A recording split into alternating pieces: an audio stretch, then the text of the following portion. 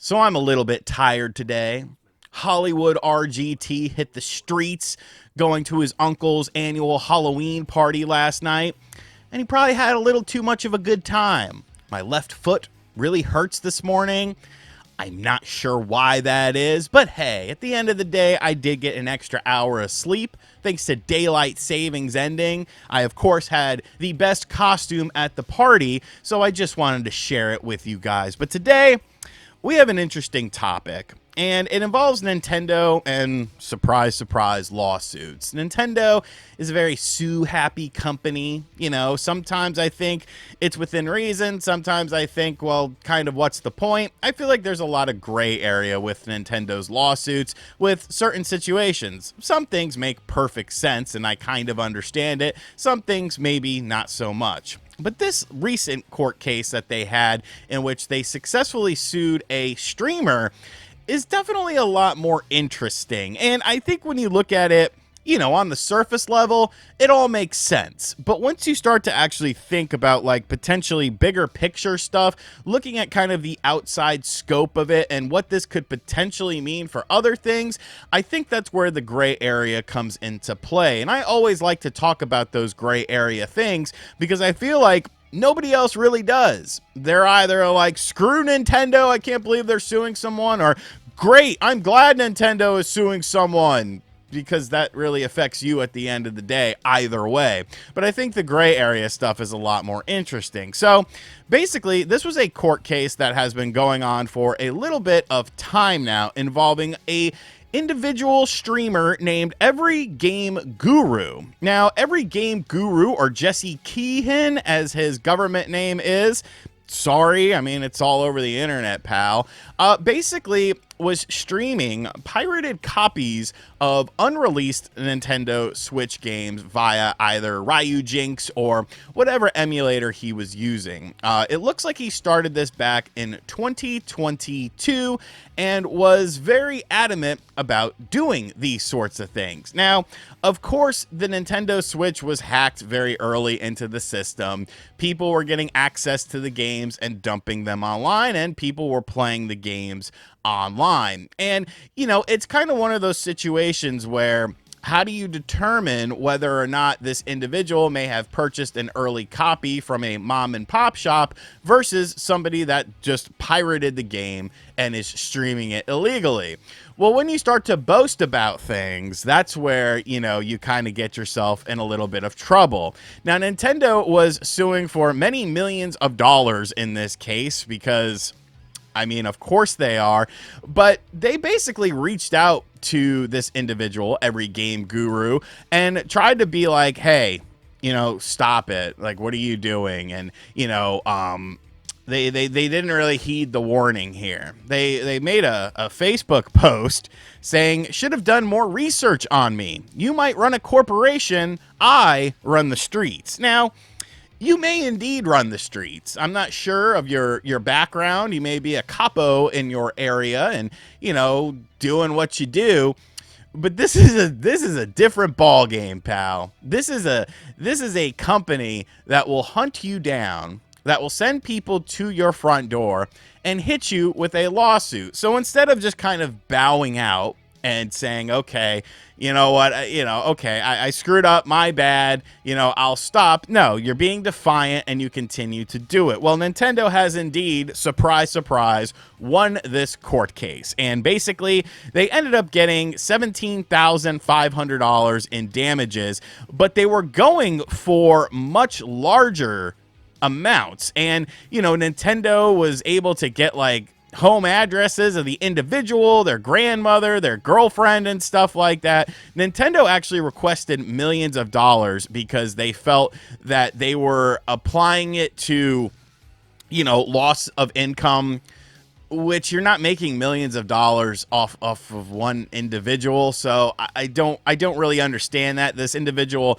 wasn't like sharing a bunch of stuff and, you know, doing this, that, or the other. They were just playing the games illegally and then boasting about it. Or I shouldn't say illegally. I should say early access via an emulator. Nintendo did want them to destroy all circumvention devices, such as, I guess, their computer and stuff like that. But the court did deny deny that. And they also wanted injunction with third parties that Every Game Guru was working with to get access to these sorts of things, and once again, the court did deny that.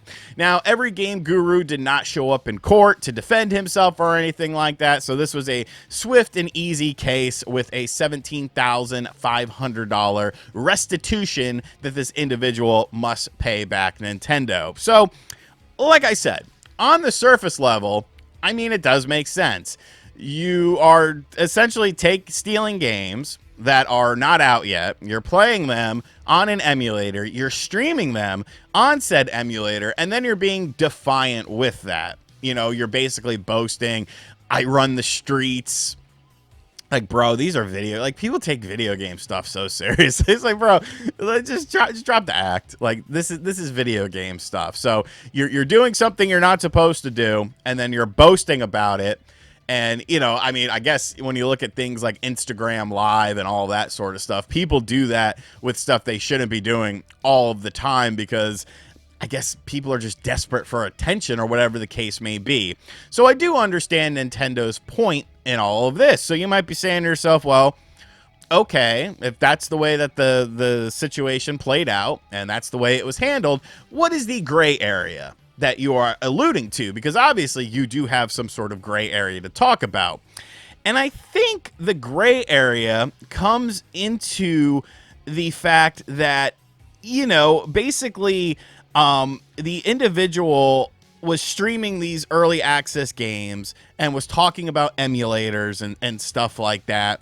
And, you know, they weren't supposed to have access to this stuff because they were essentially playing an illegal copy of the game. Now, this was for the original Nintendo Switch, but does this potentially open up a little window of opportunity for Nintendo to potentially go after individuals with other consoles, older consoles that people are emulating? Because I do feel like there is a pretty easy way in order to, you know, determine whether or not they're playing this on original hardware. I mean, you got to remember, Nintendo's whole philosophy is either play it on Nintendo Switch Online or go buy the original hardware and an original copy of the game to play it.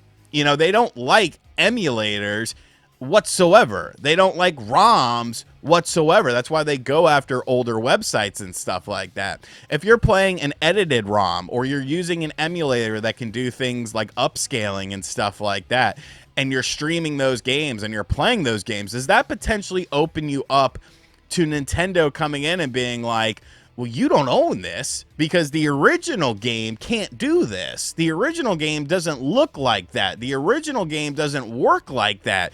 So you're emulating and stealing our property illegally. Like, I don't think it would go that way whatsoever. But I do think it kind of does open up a little bit of a window of opportunity, because at the end of the day, the sort of mentality is very similar. You're not supposed to, you don't have access to this game, but you're playing this game and you're playing it on an emulator and you're streaming the game. And it's like, well, you don't have access to certain Super Nintendo games that maybe are super expensive, or ROM hacks of N64 stuff. And you're not, you're playing it on an emulator. You're playing this upscaled Wii game, this upscaled GameCube game that's not available on Nintendo Switch Online. You don't own a cartridge of it. You're using an emulator. Like, does that open up a little bit of a window for Nintendo to potentially go after emulation even harder than they have been previously? I don't know, but I think it's a real conversation, and honestly, you know, a real potential possibility that people need to really think about with this, because I don't know. I understand, you know, oh, well, the Switch was the newest system at the time. It was the system that was out. That's all they really care about. And I mean, maybe to some extent, but they do go after emulation and ROM websites for stuff that's older than Switch stuff. We've talked about it a million times. How many different websites have been taken down that had older Nintendo games on there, because now the mentality is, well, Nintendo has some of these games on Nintendo Switch Online, so you're stealing money from us. You're stealing what could be millions. I don't understand where they get these millions of dollar figures from, but they do. They always do. It's always millions and millions of dollars in damages, and it's like, well, okay, you know. I mean, not really, but sure. If that's how you think about it, that's how you think about it. But I just wanted to add a little bit of a perspective. I don't blame Nintendo for doing this, especially when this individual runs the streets.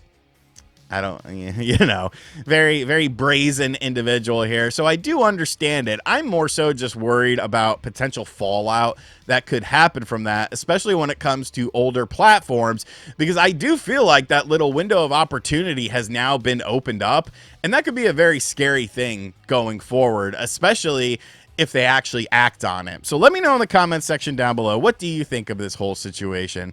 Are you familiar with every game guru? I'm not.